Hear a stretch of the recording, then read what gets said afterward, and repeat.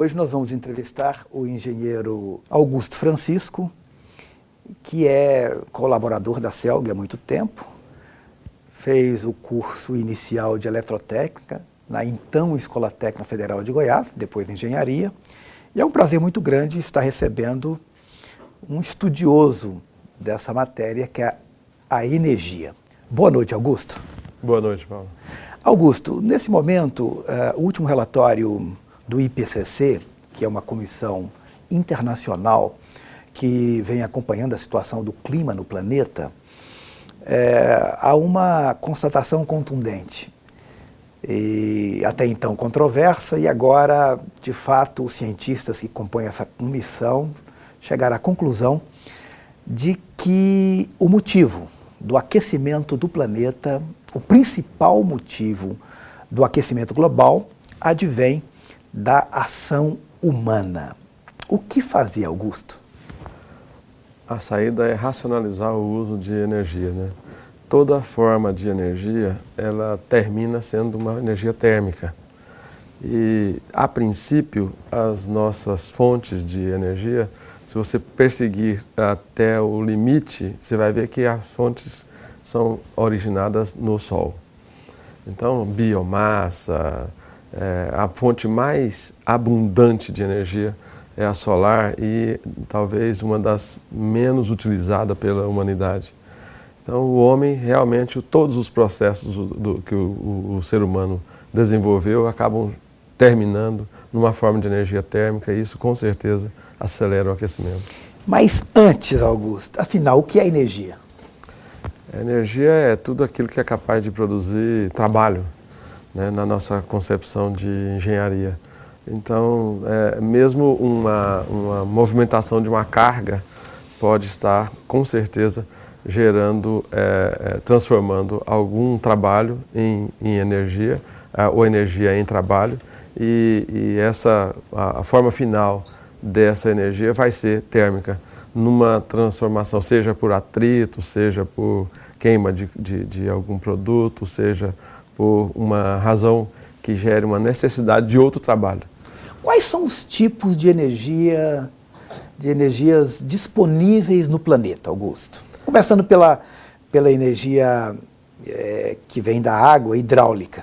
Hoje a gente, basicamente, a humanidade utiliza a energia de origem de combustíveis fósseis, né, que acaba se transformando ou em energia mecânica ou em energia elétrica, e tipicamente a humanidade utiliza eletricidade, que pode ter origem nas energias térmicas, no queima de combustíveis, ou o petróleo propriamente dito para produzir trabalho mecânico.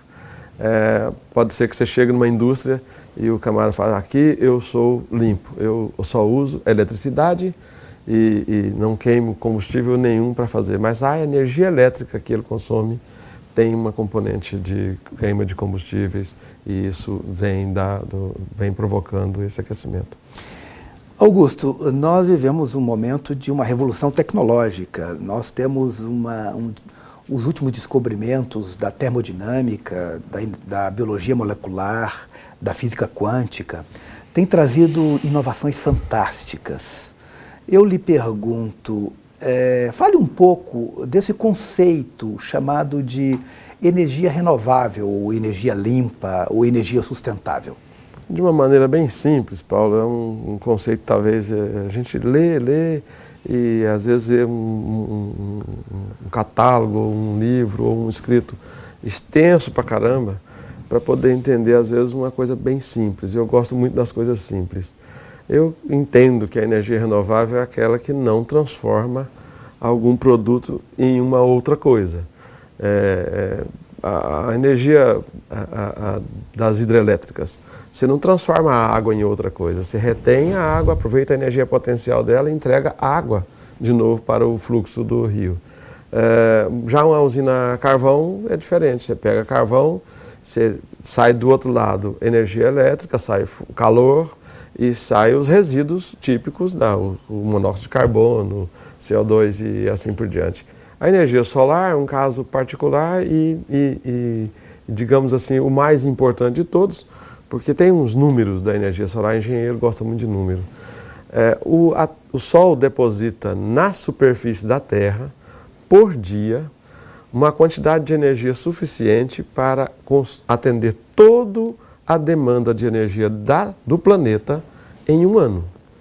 Em 24 horas, o Sol deposita a energia suficiente para toda a matriz energética ser atendida em um ano. Augusto, por que não aproveitar melhor essa energia? Por que não aproveitar? A pergunta é fundamental.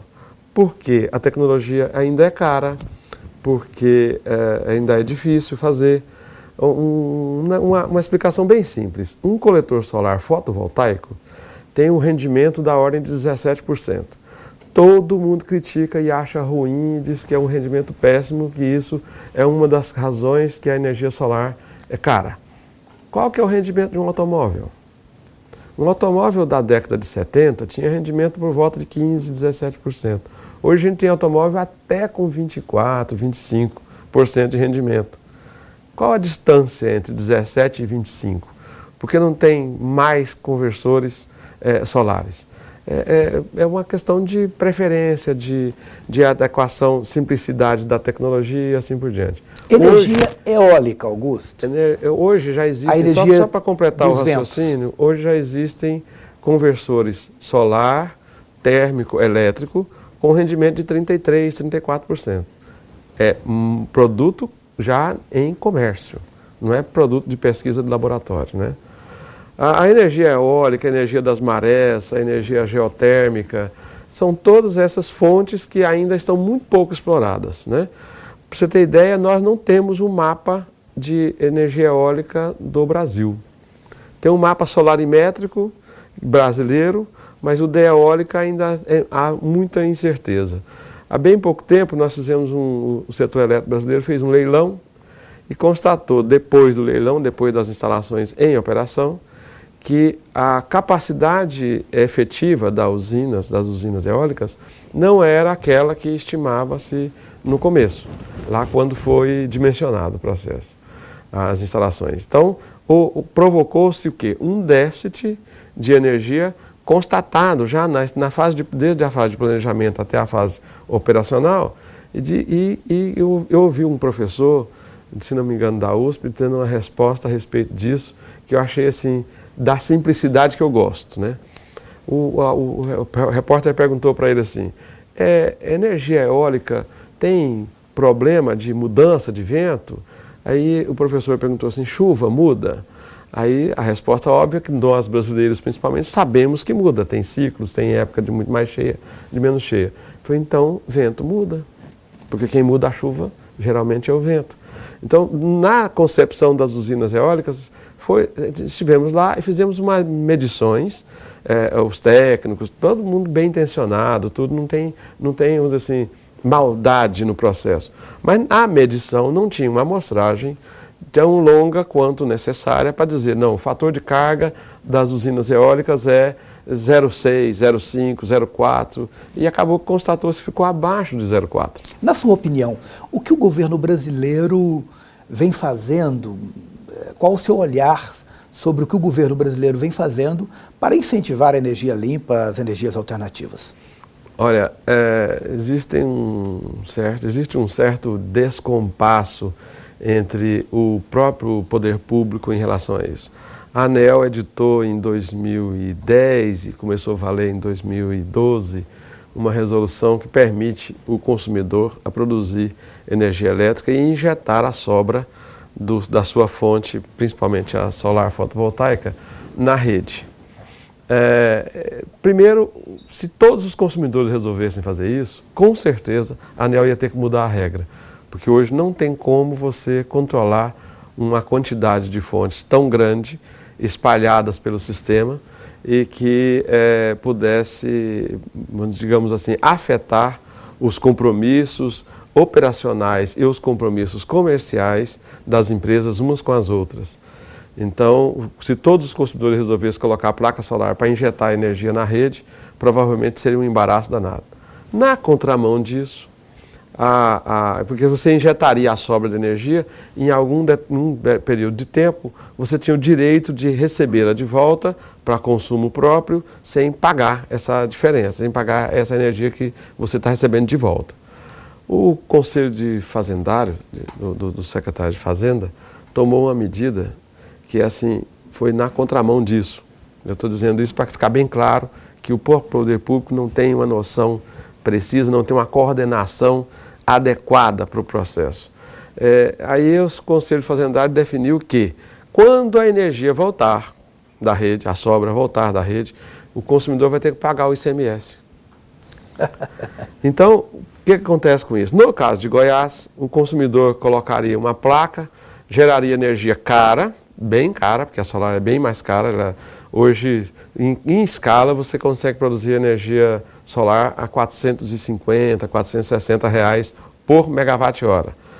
A energia já na tomadinha lá da sua casa custa em torno de 500 para o consumidor de baixa tensão.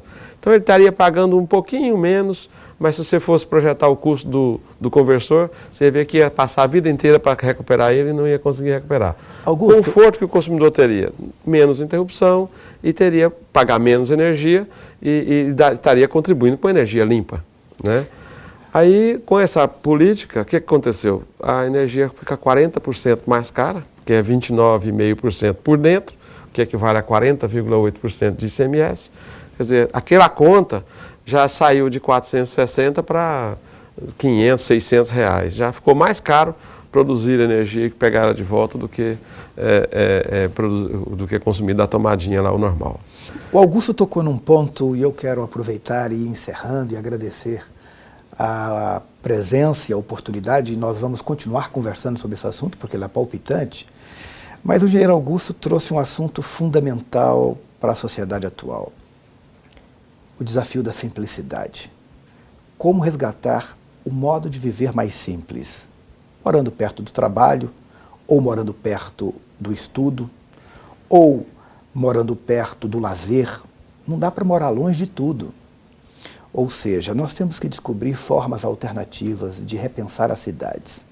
As cidades até então, o foco era para a indústria automobilística. Nós precisamos pensar a cidade para as pessoas. E nas cidades nós descuidamos com as calçadas. Temos que ter calçada adequada. É inadmissível que um cadeirante não consiga dar a volta no seu quarteirão. Recentemente encontrei um amigo, ele dizendo da humilhação que o filho sente quando ele tem que tirar da cadeira para carregá-lo. Ou seja, é fundamental repensar a vida de forma mais simples, de forma voluntária, de forma que possamos devolver qualidade de vida às cidades, mas fundamentalmente pensada para as pessoas, e não para as coisas, e não para os objetos, para as pessoas que moram nela. Até.